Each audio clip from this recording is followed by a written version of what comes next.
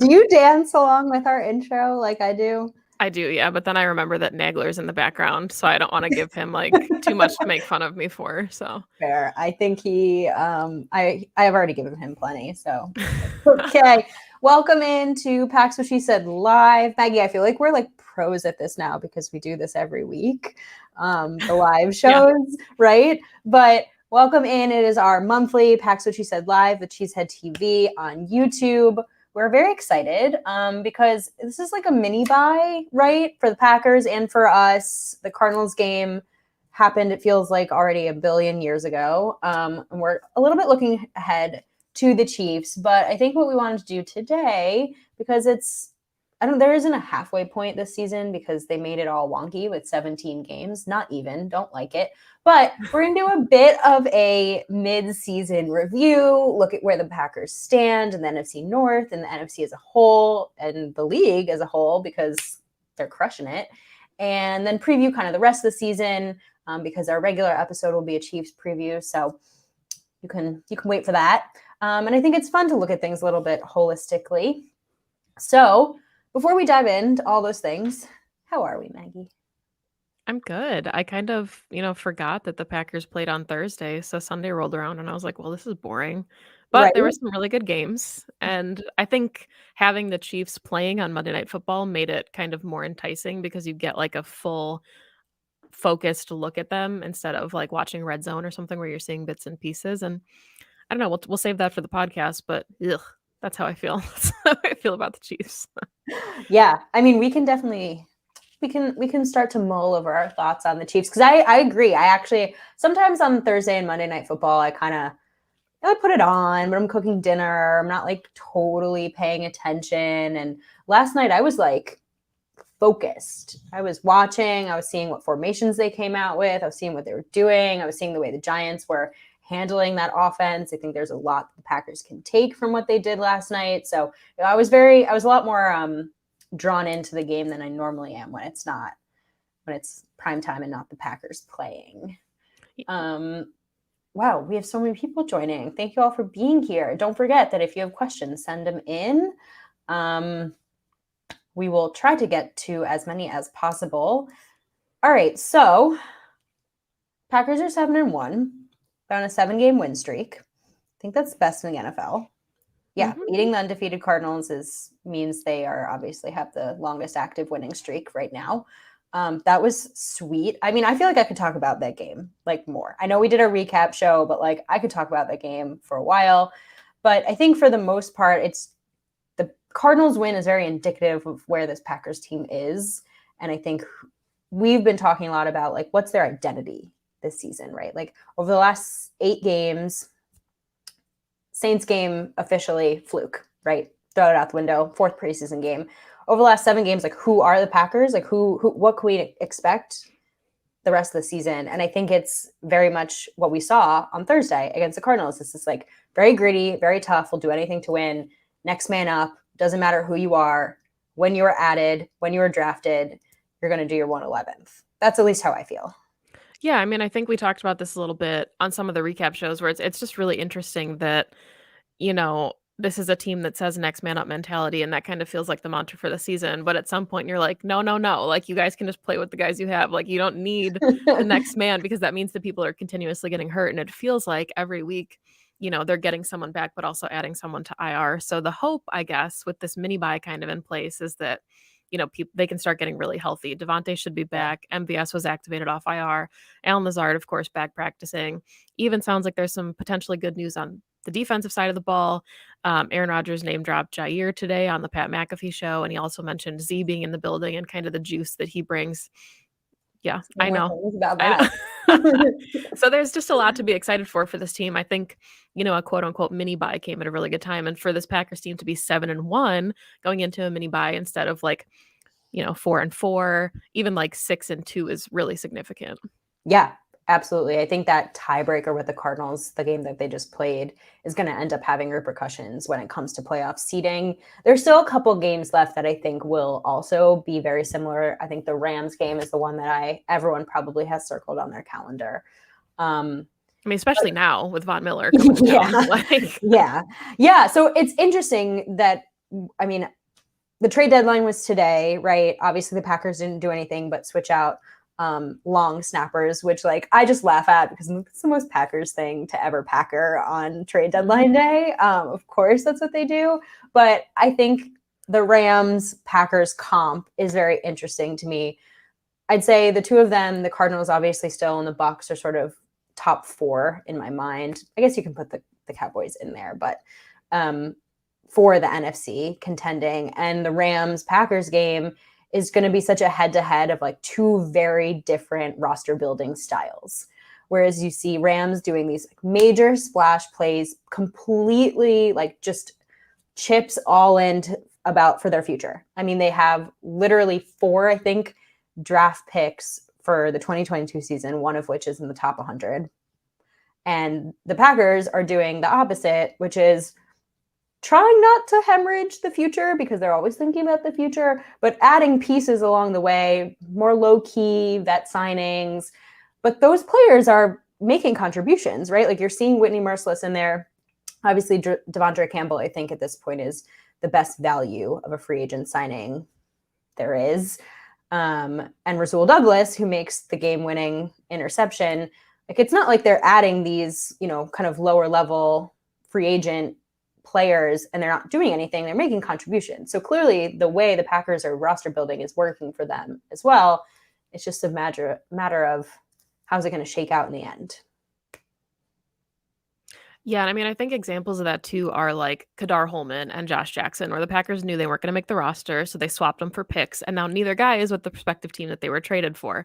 So they're just really strategic about how they're doing things. Even Jalen Smith, like that didn't work out, and I think that's okay for the Packers that didn't work out. They didn't really lose anything by signing him. The contract was already paid by Dallas, so the Packers aren't like giving up key assets for a lot of this. It's just kind of stuff where they're like rolling the dice, and for every Jalen Smith signing that doesn't end up working out, you do find like the Rasul Douglas that has a game-changing moment. And I think that's, it says a lot about the Packers and how they felt, even about the 2020 squad. Like they're not going out and making wholesale changes. This is a team that thought they could win it all last season and instead just kind of plugged like really minor holes and feeling like they can do it again this year. And it's clear that they were right. I mean, at least if you're looking at up to this point in the season, when you're 7-1, it's kind of hard to argue with that philosophy of the way that they've been putting this team together. And I think it's spoken about a lot by the players too, about who's been brought in and the energy that they bring to the locker room and what they bring to the team. There's a very like sort of Packers way, Packers mentality, Packers personality that I think some people may roll their eyes at, but I think it's important, especially in a locker room as tight-knit as this one is, and who are ready to make a serious run. Like you got to fit with that mold and that mantra. And I think Rodgers has talked about it like all season on the Pat McAfee show, especially this week. I watched it today about those guys that we all just mentioned who have joined, and they're also making contributions on the field. I do agree with you though, when you talked about all the injuries, you want to see your starters come back. And I think that's where the Packers are trending to, right? MVS and hopefully David Bakhtiari gets activated off the PUP list. They have until, I think it's next Wednesday to do that. And if they don't do it by next Wednesday, he's out for the season, if I read that correctly. Yeah. Yep. So you expect that to happen soon. I mean, hopefully he plays against the Chiefs. I think if he doesn't, it's not the end of the world, right? O-line's been playing really well, but you of course want David Bakhtiari back. Love hearing that Jair might make it back for the stretch. Z's back in the building. So it feels like they're also like trending in an even better direction, which when you're 7-1, it's hard to think about this team getting better, but they're going to get significantly better when all of those people come back. Yeah, and I think like the mentality that we've been talking about with this group is really impressive too, where, I mean, they're not going to say in their post-game pressers, like, yeah, we fully expected to lose. But you have guys like Adrian Amos talking about how, like, yeah, we know we were without Devontae and we know we were without Allen Lazard and we know we're without Jair, but like, we didn't come here to roll over. Like, that's not what the team does. And the fact that they are winning without really significant pieces says a lot about, the potential that they have when they do get to full strength, which of course we're hoping is for kind of late November, December, because that's, looking at the way the NFC is shaking out, every single one-loss team is in the NFC right now. So it just, Right. that top the Packers, I think we can all kind of, unless something seriously implodes, are in full control of the NFC North. We kind of expected that going into the season. But as far as jostling for like the wild card round, I think the number one seed is huge because that wild card round has potential to be like a really, really explosive matchup. Yeah, it's interesting. I think I always thought it was interesting the way they do the seeding, and I do get it why division leaders get home field advantage. But in this instance, when you have an NFC that's as stacked as this one, like the wild card away team, if it's, let's say, the Cardinals end up winning and it's the Rams and it's only one loss of a difference, like that's not someone who you necessarily want coming into your building. That's someone who's like going to potentially make a push. And I always obviously think about the Packers in their Super Bowl run as the wild card who end up making it and winning the whole thing. It doesn't necessarily mean really anything, especially with like the way they do it in the division. It's interesting because I think the AFC, you're watching like the AFC sort of start to lean younger, and all the rookies are out there, and Justin Herbert, and you got Pat Mahomes, and you would think that the AFC would be the powerhouse conference this season. And yet again, you see the NFC, like you said, with all of the one-loss teams on this side.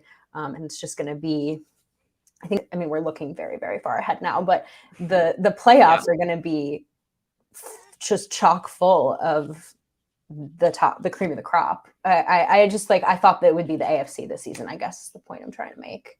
Well, I mean, I think it's fair though to look far ahead because so many of the Packers opponents are in contention for some of those really high seeds. They have the tiebreaker now with the Cardinals. They play the Rams, who are a 7-1 team as well. The Saints at 4-2. I know they lost their quarterback on Sunday, but I think the loss was a little bit harder with the way the Saints season started, where you're like, oh man, did they get blown out to a team that's going to finish like 7-10?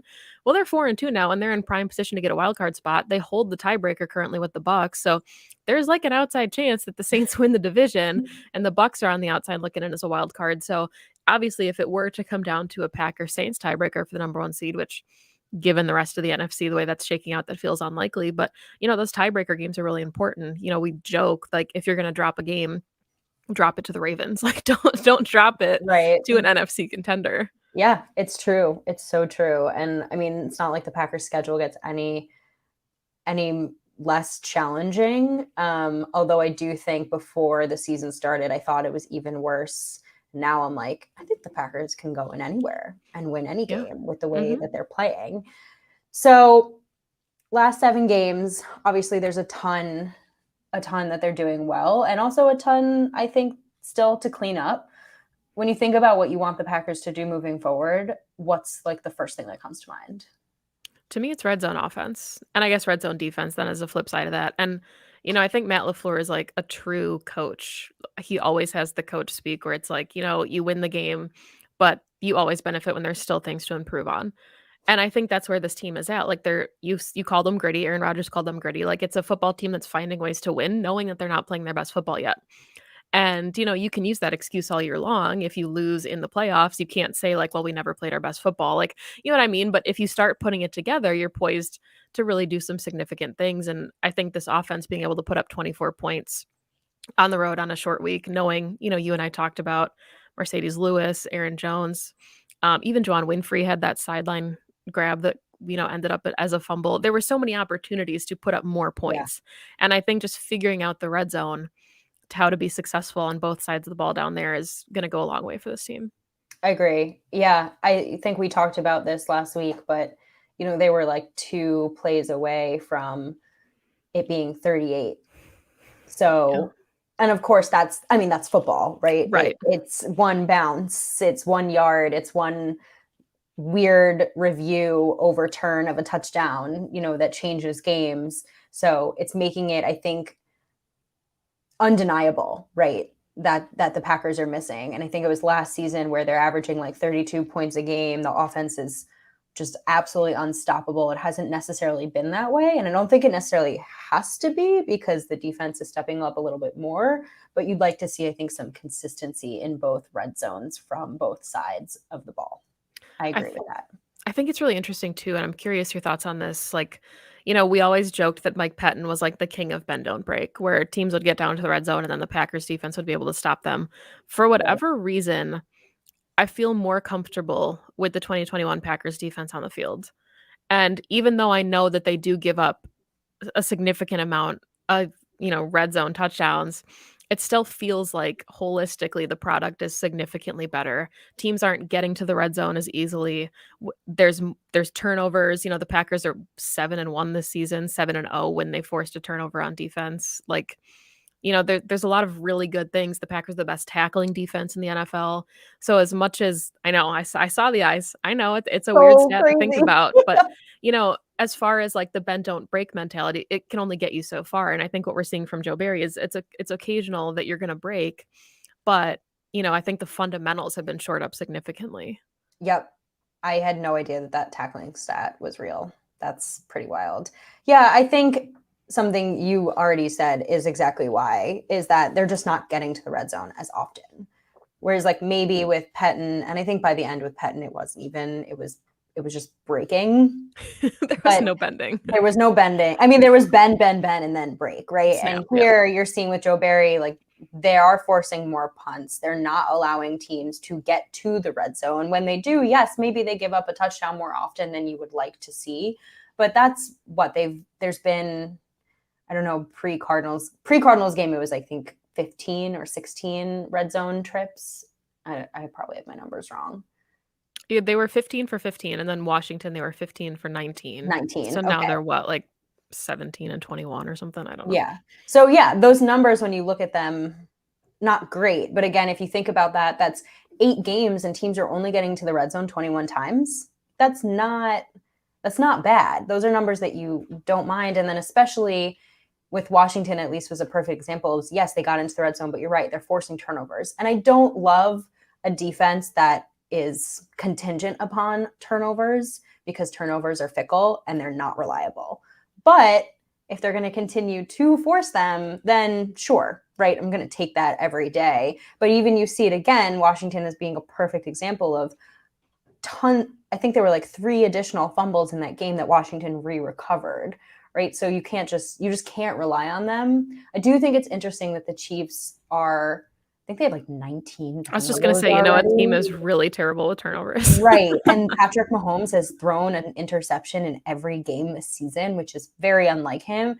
And I have my thoughts about why that is, but that's not the point of this discussion. But I think this is a really prime opportunity for a defense that's already kind of ball hawking to continue that streak.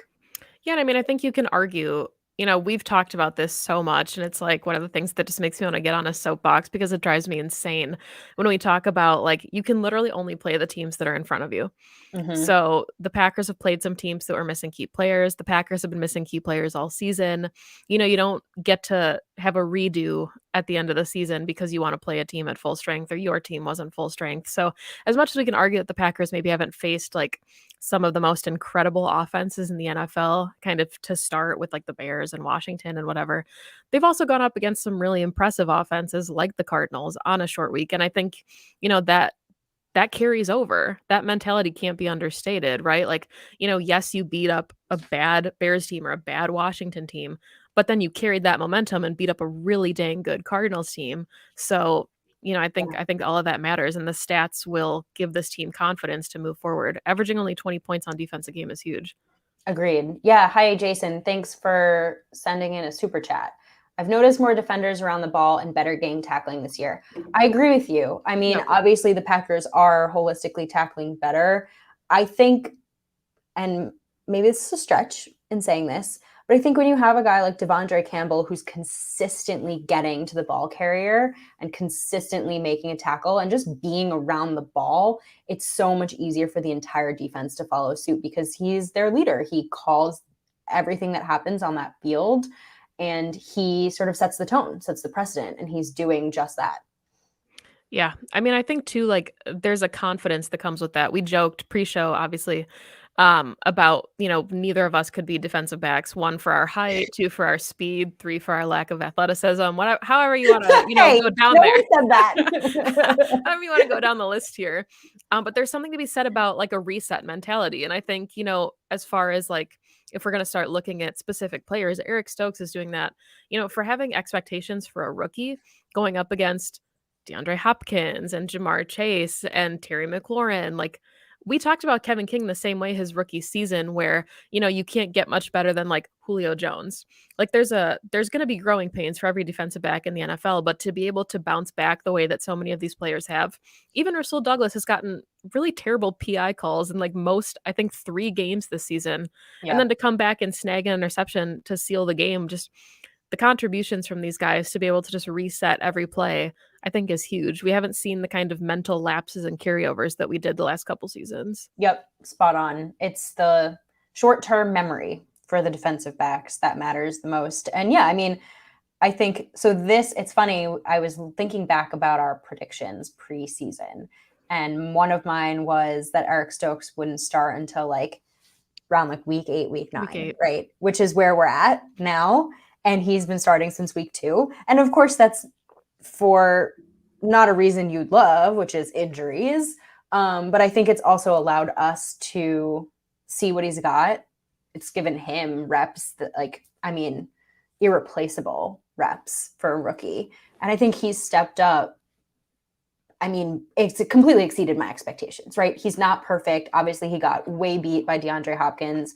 But again, it's DeAndre Hopkins. He's one of the best wide receivers in the league, has been for a long time, has tons of moves. It's essentially like going up against Devontae Adams. And so those moments are going to happen, and very welcome to the NFL rookie moments. But I think he's really handled his business quite well. And we've been able to see the reasons why the Packers drafted him. Incredibly athletic. He's been able to be around the ball. I think we'd like to see a little bit more plays on the ball, but he hasn't given up crazy yardage or anything that you're like, oh, that was bad, right? The Terry McLaurin touchdown in my mind was just Terry McLaurin being very good at wide receiver. And I think when you get Jair Alexander back, you're just going to see more out of Eric Stokes, because one half of the field is going to be a lot more sound and covered. And that's nothing on Rasul Douglas. I think he's also played incredible, especially from going from the practice squad to being a starter on a very good football team. Just impressed. I don't know. Yeah. I want to talk about that a little bit. I'm curious. It seems kind of like, all offseason we talked about positions of strength and positions of weakness. And, edge rush was one of those positions of strength until you had an injury. And unfortunately, Z got hurt right away. But then you had Preston Smith and Rashawn Gary. Preston luckily could come back from his injury after 1 week. But, that position group got really close to being a bare cupboard. Corner, we were like, okay, you've got Kevin King and Jair, and you drafted Eric Stokes, who you're hoping doesn't have to play right away because he's a rookie. Fast forward, and now Rasul Douglas is playing, one of the boundaries, and Eric Stokes is on the other boundary. Chandon Sullivan has been the nickel. We talked all offseason about who was going to be the star, whether it was Jair, Darnell Savage. I don't think anybody really talked about Chandon Sullivan, and he's been playing really, really well in that role. So I'm just kind of curious what your base defense looks like, or how maybe you would formulate it when you have Kevin King and Jair back. Yeah, it's interesting because to me right now, like, I don't want to take Rasul Douglas off the field. Right. I don't think he deserves to be taken off the field. I mean, it's a smaller sample size, but comparatively, he's playing better ball than Kevin King when Kevin King was playing, right? Mm-hmm. And yeah. I didn't hate the experiment of Kevin King in the slot, depending on what the offense is showing. Yeah. So to me, I mean, base is obviously nickel, right? The Packers played 100% of their snaps in nickel against the Cardinals, which I think part of that, right, is that there are so many playmakers on that team to cover. So many weapons, yeah. Right. But also, like, I think that's just what base defense in the NFL is these days, is nickel, because the slot is so important. And nowadays, the slot can be anybody from, you could throw Aaron Jones in the slot, or you could have a tight end in the slot. So that person has to be on it. I'd love when Jair comes back to see what he's got in that star role. But I also feel like when you excel at a position like he does on the boundary, why move him? So I still would like to see Stokes and Ja on the boundary. Maybe move Darnell and get some like Amos, Henry Black, or keep Darnell up and keep Chandon in. I don't see any reason to switch things up if they're working. And yes, I know that probably means that Kevin King sees a lot less playing time, but nothing's been proven to me that he deserves more playing time over any of those other guys. Yeah, and I think it's interesting, like, reading through some of the comments as well, with different players getting shout outs, and I think that says a lot about, Aaron Rodgers has been really forward about praising Brian Gutekunst in the front office for the way that they've built this roster. Like, yes, they've gone out and gotten names like Randall Cobb, who arguably without him, the Packers lose on Thursday night. Their receiving core was down to, I think, like 20 receptions, 20 NFL receptions, like without Cobb. So, that's significant, but they're almost getting to the point where they have such valuable depth that you're there's going to be talented players that don't get to see the field. Yash Nyman was one of those guys that's in there. Lucas Patrick, you have to think, is going to see the bench when Josh Myers comes back. John Runyon Jr. has played really, really good at left guard, probably would be a starter on another team. He'll get the bench, you would think, when Elton Jenkins slides over to left guard and David Bakhtiari comes back. But I think it's also a test for guys like Josiah DeGuara. It's really huge to lose a guy like Robert Tonyan, but we've seen such depth at other positions that I'm going to be curious to see kind of what happens. Not to completely segue off of this, but it got me thinking of Kylan Hill. And what do you think the Packers, one, do at the return game? And two, do you think they add, like a Patrick Taylor, I think was in the comments earlier, to the active roster from the practice squad? Yeah, so before we move on to the running back room, because I do want to talk about that, there's a comment here that I want to just like shout out. Okay. It's Matt Mamba. He says, Jair's dominance quietly allowed the secondary to be too relaxed, and with him gone, the secondary was forced to step up. Yeah. You would agree with that? Well, I love Matt Mamba. I hope that he knows that. He's hysterical. But yeah, I mean, I think there's a big part of that. I think, not that I would never want to accuse an NFL player of taking a play off, but I think that there is kind of a mindset that, you're going to get picked on, right? Like Jair's locking up half of the field and that, targets are going to come your way and you're probably going to get frustrated because it's hard to lock down every reception, every game. So you're going to give up some receptions. And yeah, I mean, I think that's really interesting, but I also think there's like a rallying mentality where as much as that maybe is true that without Jair guys were forced to step up, I think there was also the mentality of we need to do this for him. Like people can't talk about the secondary only being good because of Jair.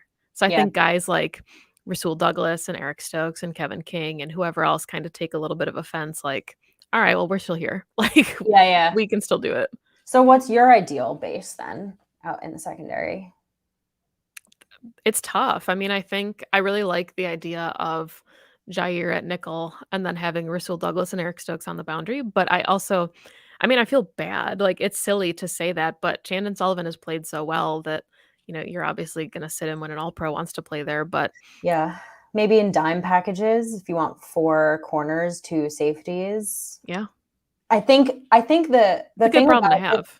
Right. I was just going to say, like, the thing about this, and the Packers now, not a bad problem to have, right?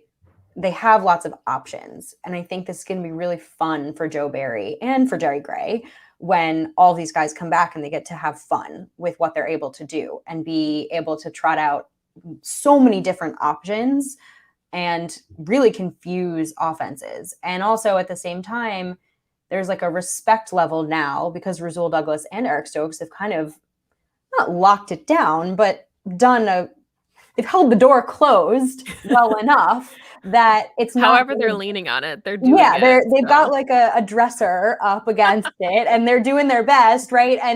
And there's not going to be this like player that gets picked on by an opposing quarterback. So it does give them a lot of flexibility. But I also think, I mean, even without Jair, you have to sort of tip the cap and say they've been playing really well. But it's going to be fun when Jair comes back because it will be a lot less zone. They'll be able to play a little bit more press man with Jair back. So it's just, there's going to be a lot more versatility. And I don't necessarily think that's a bad thing. But I do sometimes think when the Packers have those options, it's almost like there's too many options. Like they may not choose with the way they're playing best. I don't know if that just came out sounding really dumb, but you know what I mean? Like right now they have like kind of one option. They have to play this Right. way and they have to play the best. And then all these options surface and it's like, oh, okay, which route, which door do we go down here? Well, I mean, I think we can choose the argue right that door. that's what was happening week 1 and week 2, right? Where there almost felt like there was an obligation to get Kevin King on the field over Eric Stokes. So then week 2, we saw, okay, let's try Kevin King at a little bit of nickel and we'll put Eric Stokes out there. Like, you know, I feel like that was part of it, right? Where they were trying to see what they had and give guys last opportunities. But I think now that we've seen production on the field, it's a lot harder to then make those switches like, well, he's healthy now. Guys lose their jobs all the time. And it sucks. That's business in the NFL and it's a hard business. But look at like Corey Linsley and JC Treader. JC Treader gets hurt. Corey Linsley comes in and fills in at center and never gives the job up. And now JC Treader is the starting center on the Browns and everybody's happy. But, you know, there's opportunities where it's just like, okay, well, you got hurt. Even, I mean, Lane Taylor's was season ending, which is different. But there's a lot of times where guys just fill in and then never give the job back. It was similar to Bulaga, right? Didn't Bulaga start as a rookie because of an injury? And then it was just like, boop. No more. We're done here. Okay, fun stuff. We love defense. I feel like we've been like very defense heavy this season, which like I don't hate, but it's just been so much more fun to talk about the defense this year. They're very interesting. But you did mention Kylan Hill, so we'll go back to the running backs. Really unfortunate. I think like everyone, easy to say, most fans were really excited to see what he could bring. I mean, I was pushing for more Kylan Hill, so were you. And especially when you lose your kick returner. Thank you. He should have been in on punts as well. I think that's why that's coming to mind. Right. In just a gruesome way. Like I think that's why people have such a hard time with Thursday Night Football is it's very hard on their bodies to go that back to back. Hopefully he will be back with a vengeance next season. To answer your question, I think they pull up Patrick Taylor. I think we are maybe a little bit biased because friend of the show, Patrick Taylor, rooting for him. But I also think he brings a very, very unique skill set that A.J. Dillon and Aaron Jones do not have. Obviously, also very different from Kylan Hill, but they have him on the practice squad for a reason. I think maybe it's time to see what he gets. I don't think he gets too many snaps, but activated at least for games. Yeah, I'm curious. Like some of the comments were mentioning it, you know, talking about obviously the Packers didn't make any moves at the trade deadline, but with players actually being released now that didn't find a home, I don't see the Packers making a move for Deshaun Jackson. I don't think they need another wide receiver, but God, does he intrigue me just a little bit as a kick returner.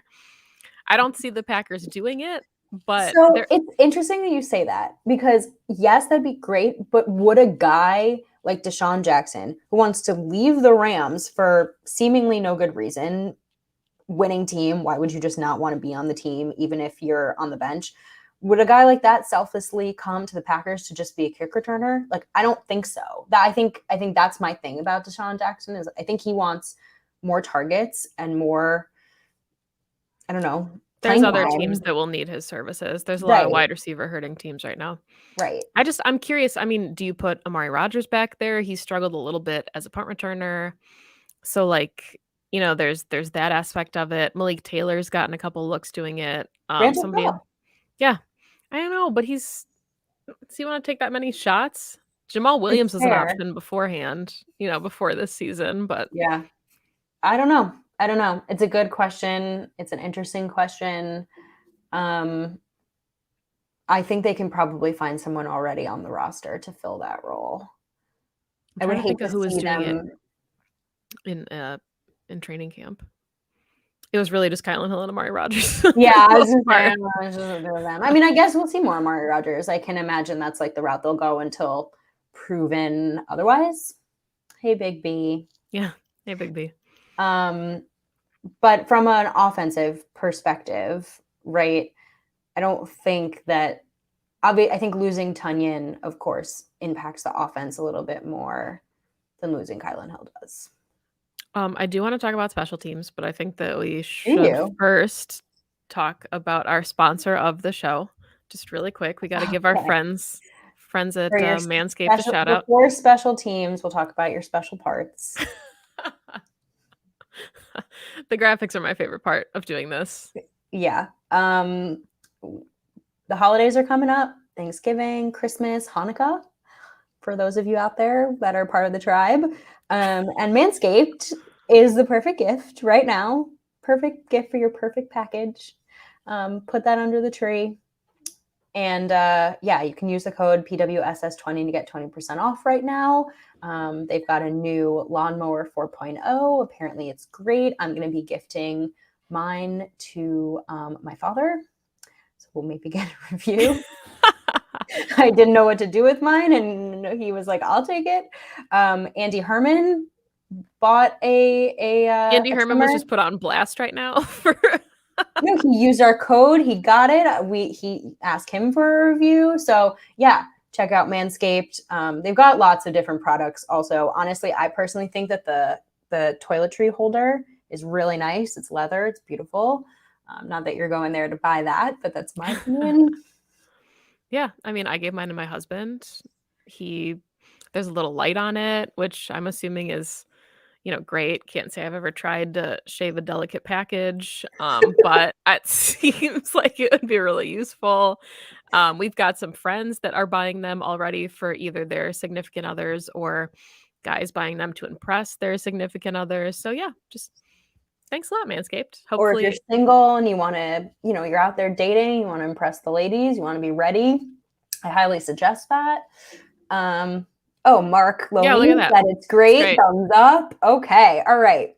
I think we've done our plug. Don't forget That's what she said. PWSS20. That is the code. Highly suggest using it. 20% off, free shipping. Did I just make up free shipping? No, there is free Okay, shipping. Yeah, Perry's right. We're Yeah. clearly very good at this. Okay. Back to special teams. Well, now I'm very distracted thinking about special packages, but no. I mean, I think the special team, it's really confusing to like be excited about special teams, but I will say in the 2019 and 2020 seasons, every time the punting unit would come out, I'd be like, "Oh shit." Like it would just be like, "Oh no, here we Yeah. go." Every time Boho Blast comes out, I'm like, I'm about to buy a jersey. Like it is just the field flipping. And I mean, I think that can kind of contribute to the success that we've seen on the defensive side of the ball, right? When you don't have every single offense starting at midfield, you're like, Right. oh, hey, this is nice when they have to march 80 yards. Right. We've talked about this, and I think it's super valid because when you're looking at a defense, right, that is great between the 20s and not great, not their best, I should say, in the red zone, you want to push that offense back as far as possible and give this defense as much time as they need to get them off the field. And that's exactly what happens when teams are back in their own end zone. And yeah, Boho, what a great, I mean, we joke and we laugh about the change in long snapper and the punting and J.K. Scott and all this. But at the end of the day, when you get someone like Corey Borkas who's doing what he's doing for this team, it's not really a joke anymore. Like he's contributing in a very meaningful way. Well, especially when you hear, kind of post game, like I know the Bengals game was fluky and weird, and we're hoping that never happens again, for either kicker. And they talk about the process. You have to think that part of that process is the long snapping. Maybe there's something that Maurice Strayton, some of the other coordinators saw, and they were like, hey, we'll give this a couple more goes. I mean, I don't remember I think they asked him about it specifically in training camp, but one of the beat reporters had tweeted out that like 3 of Hunter Bradley's snaps just hit the turf. Like they didn't even make it to J.K. Scott, the holder at the time. And it's like, okay, well, there's clearly something that needs to improve in the operation. So even to just know that, every time he gets out onto the field, you're not worried about like a special teams blunder, I think is huge. And, that was the difference in the game, right? I think that was the drive that the Packers ended with a field goal. So that ended up winning them the game to have that muffed punt that the Packers were able to recover and get on top of. So you think about like game-changing moments and key plays that kind of shift the momentum of a game. Stealing a possession away from a team is a huge momentum swing. Yeah, always. And that's what I feel like we talk about momentum a lot with the Packers, and I guess it's the same with any team, but oh my God, it's already at the 40, Maggie. We have so much more I want to talk about. 2-hour show. Just kidding. No. But yeah, I mean, you talk about momentum, and the Packers play their best ball when they're ahead. Most teams do. But they also tend to come back from turnovers in a very like forceful way. And when you see them make a turnover in every single game, you have to think the momentum is always in the Packers' favor. And that's why they're winning. Not why they're winning, but I think it's a big part of why they're winning. And Matt LaFleur always talks about the turnover battle as being like top 3 that he looks for in a game for them to win. I'm trying to get my words out right now. No, I mean, I think that all those things are really significant. And it is interesting. I know we talked about this before we went to our ad read. Well, I guess we didn't really read anything. We just kind of, our friends. Our ad lib. But we didn't really talk about the offense. And I think that's really interesting because, last season the Packers had the number 1 offense in football. And it's all we could talk about was like, oh, well, don't worry if the defense gives up 30 because the Packers offense will put up 35. And don't worry about it. This season, it really is, God, I've gotten on my soapbox about this so many times, but just wanting to see Matt LaFleur respond to adversity. It's always like there's that one loss a season that they're not prepared for. And how do they respond when they're down? And we've seen so much of that from this 3rd year of Matt LaFleur's coaching. Like, it's been so great to see the way that this team responds. They don't panic. Week 1, obviously a little bit of panic. I think that was an anomaly. I think we can call it a fluke at this point, but staying true to the run game. Like, there's so many things we saw from him as a head coach the first couple seasons where it's like, hopefully that comes with maturity, or that comes with time, or that comes with just knowing the game as at the head coaching level, because you could be in the NFL for a number of years, but it's not the same as being a head coach. Mm-hmm. Well, now in his 3rd season, we're just seeing such a good response on not only all 3 phases of the game, but like the way that he's sticking true to his scheme and his game plan. And I think that can't go unnoticed either, because, when you get guys back like Devontae and David Bakhtiari and MVS, like we've talked so much about what this offense is going to look like when they have MVS to stretch the field. And I think that's huge moving forward. I can't wait. I cannot wait. I think there's a handful of pieces to this offense that are really key, and MVS is one of them. And I know that fans have had so many ups and downs with him as a player and his inconsistencies, but I think what he brings to the table is nobody, like you said, stretches the field like he does, and nobody puts defenses on notice, right? Like, you have to always be on notice for the deep ball shot from Rodgers. It doesn't matter if it doesn't hit. Okay, wait, I had this theory the other day. Now it's coming back to me. I was thinking about this is what I think about in my head when I live alone, for those of you who don't know. I live in a 1 bedroom and I watch a lot of football, and this is what That's I think not true. You have rat. Thank you. Me and my cat, right? Let's make me sound so much cooler than I already do. And I was thinking about the deep ball from Aaron Rodgers and how, unfortunately, it hasn't been working as well this season. And there's sometimes when fans are like, it's 2nd and 10. Like, why is Rodgers taking a deep shot? And I think it's the same thought process as when MVS is in the game, because you always have to keep the defense on notice for it. It doesn't matter if it doesn't hit. I think it's part of the game plan to continue to take shots down the field no matter what, because more often than not, Aaron Rodgers is going to hit them. This season, he's not hitting them as often, but defenses I don't think they care. I think they think Aaron Rodgers can do anything at any time, because that is what he's proven in his career. And even if we take this deep shot right now and it doesn't hit, the defense is going to remember that Rodgers is going to go back to that again, and he's going to try it again. He's more than likely going to hit one. And I think with MVS back, it's even more so. So I've decided I'm not going to take offense from Matt LaFleur on these like weird shot plays that Rodgers does sometimes on 2nd and 10 when you just want them to move the chains and the offense is moving well. I think it's actually part of the game plan. I think it's actually part of the game plan to remind defenses that Aaron Rodgers will still go for that deep ball no matter what. Breaking news. I'm getting a divorce. Thanks, Mark, for not having me be your favorite member of Pax, what she said.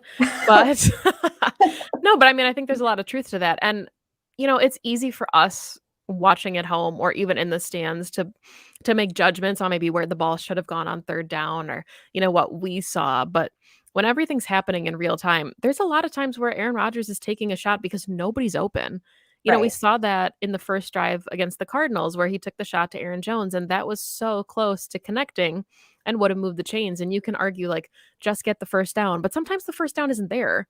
And you have to go to your second and third and fourth reads. And, you know, you're not going to connect on 100% of your plays. So the fact that it's like you said, taking shots, we talked about Devontae Adams dealing with cover 2 consistently and what that's going to mean when they have MVS back. Like, you're not going to be able to cover everybody at all times. So I think that's going to be a significant boost to the defense. Yeah. Or to the offense. Oh, Shawshank Joshi. Thank you. Agreed on MVS. Absence makes the heart grow fonder. Cheese clap. Yeah, cheese clap. Cheese clap. Sorry, I'm just reading what he said. He's got some emojis in there. Yeah, I mean, I think my theory was even like further than that. I actually think these shot plays are like game planned, because you look at the Cardinals game, right? They're running the ball really well. They're just like, not, I don't call it dinking and dunking, but they're taking what's in front of them and moving the ball slowly. Still Drew Brees special. Yeah, it will always be the Drew Brees special. But like, you know what I mean? The game plan was not deep shot, but they went for it, like you said, with Aaron Jones. They went back to it on that seam ball to I almost said Jay Sternberger, to Robert Tonyan. Besides the fact that he hurt himself on that play, I think it worked because as a defense, you're always going to have to remember that Aaron Rodgers can still throw that ball. They went for a Hail Mary just for like old time's sake, and Aaron Rodgers can throw the ball 70 yards still. Like, I think those plays are important for this offense, because eventually MVS is going to come back and they are going to start hitting. And like Aaron Rodgers said, he owes him 3 touchdowns. Just the nostalgia of that. Like, I knew it was a close game, and I'm sitting there on my couch and I'm like, holy shit, like, I'm not even mad. I'm not upset like that it didn't connect. I'm just watching this, like, thinking about obviously Detroit and against the Giants and against the Cardinals, and just how miraculous it is to, not to get like too sentimental or cheesy, but I think we all are really kind of appreciating the season for what it is and how special it is, because whether you call it the last dance or not, my thoughts have changed on it significantly since the season even started about where I think this team will be next season. But to have the adversity that they went through before, they even played a snap of football, to be a 7-1 team, talking about the close-knit nature of the locker room, and to have those things happen when Aaron Rodgers is playing his 17th season in green and gold, unprecedented. Nobody's ever done it. Like, it's just special. And I think, this season has kind of put a lot of things in perspective, where it's easy to enjoy football when your team is winning. And, you can come find me when they're 3-14 in 10 years. I don't know. I'm sure I'll still be enjoying it, but you know what I'm saying? Like, it was just one of those moments from Aaron Rodgers where it just felt so vintage, where it was like, wow, this guy could do this until he was 60. Yeah. Yeah. Like, let's remember, he's still Aaron freaking Rodgers. And I think I don't know if what happened this offseason, this was not how I was planning on wrapping up the show, but I like it. I don't know if what happened this offseason, like, kind of reminded the whole league too, not just Packers fans, but like the league, like the Packers and Aaron Rodgers are synonymous and have been for almost 2 decades. And I think there's like a level of appreciation going on right now that Aaron Rodgers is 37 years old, still doing what he's doing, right? Still playing with the same team, still contending with the same team, still throwing Hail Marys with the same team, still throwing 2 touchdowns a game to Randall Cobb. Like, there's a level of appreciation and respect that I think that he's getting for the first time that I haven't felt like he's had in the last couple of years, especially at least since Matt LaFleur took over, which is another thing. This is how I did want to wrap up the show. Okay. Good segue. Thank you. We are halfway through the season, and it is still very early to be talking about any kind of season awards, because there's, like Aaron Nagler says, a ball game left. But I think at this point, right, and someone asked Matt LaFleur this in a press conference, and he gave a very Matt LaFleur response about it, but he's now one of the most winningest coaches, the most winning coach in the first 40 games of a coach's career in history. He's gone 13-3 his first 2 seasons, is now 7-1 in his 3rd season. What Matt LaFleur is doing is wildly impressive, and I think wildly underrated. Mm-hmm. What does he have to do to win Coach of the Year? I hope you're not asking me, because it's a rhetorical question. But like, what does the man need to do to even be considered because yes, he has Aaron Rodgers, but people would talk about Bruce Arians as head coach of the year last season, and he has Tom Brady. Like, what's the difference here in my mind? I think what Matt LaFleur is doing is wildly underrated. I think one of my thoughts about it is that he's just not a rah-rah guy. He's a very demure, very reserved, very team-oriented. It's about the guys in the building. It's not about me kind of guy. He does not garner a lot of hoopla around him. I'm aging myself with all of these weird terms. But my point stands is that he's not. I mean, even that interview that he did with Aaron Andrews before the Cardinals game, like he's in his little suit. He still looks so nervous. So I think that plays into it as a personality thing, is my point. Hey, D-Waxon, thanks, from Minnesota. We're going to keep carrying the G and carrying the G for our coach who deserves Coach of the Year. You're killing it with these segues. I'm going to lose my job hosting the show. No, but I mean, I agree with you. And I think, it's easy to say, like, yes, the team had Aaron Rodgers, but they were bad in 2018. 2018 was a hard year for the Packers. Brian Gutekunst brings in 4 huge free agents who are all still with the team. Aaron Rodgers was not playing his best ball in 2018 and part of 2019. And the Packers are still finding ways to win. And then you look at the 2020 roster and they have an all-pro at just about every important position on the roster, whether it's quarterback, wide receiver, left tackle, edge rusher, cornerback.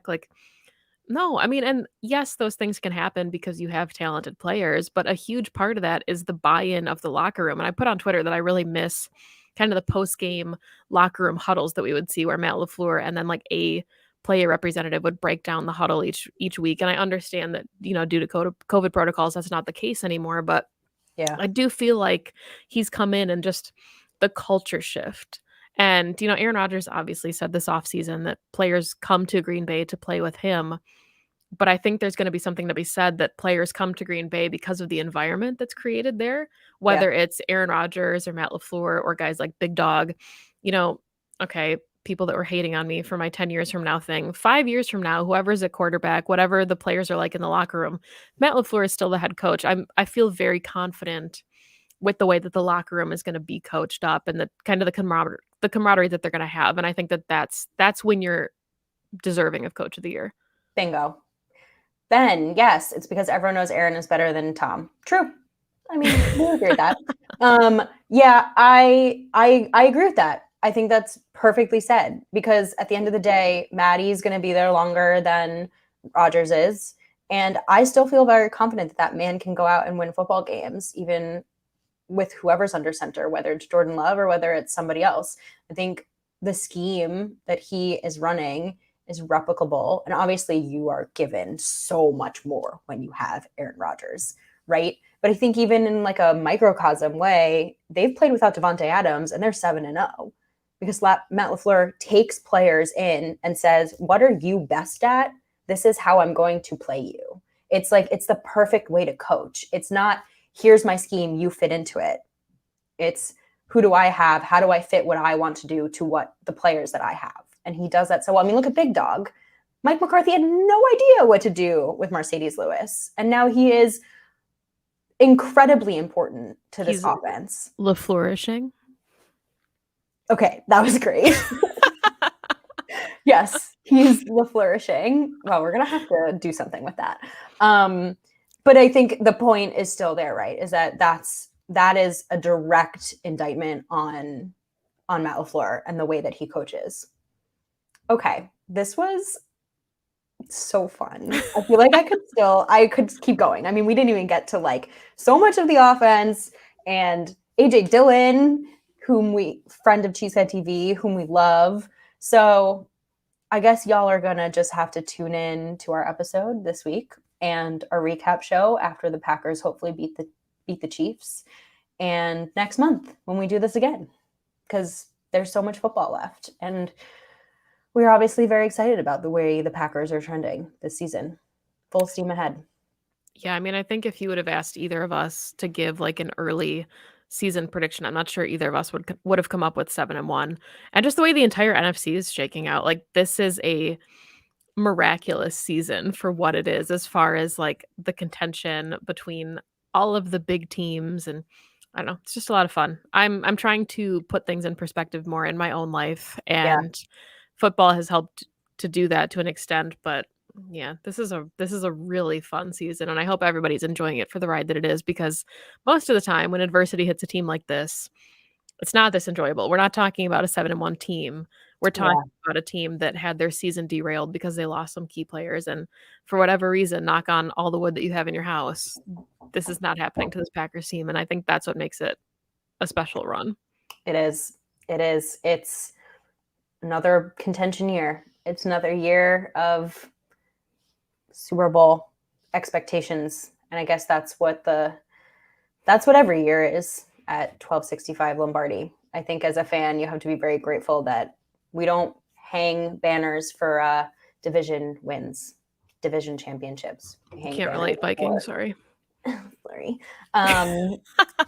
We didn't even throw any shade at the NFC North this episode because the record speaks for itself. Okay.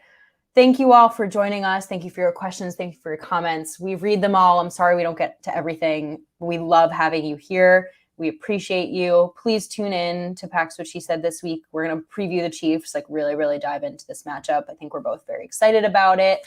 I'm ready for some Packers football. Even though it's 3 days difference, I'm like, oh, I haven't watched the Packers play in so long.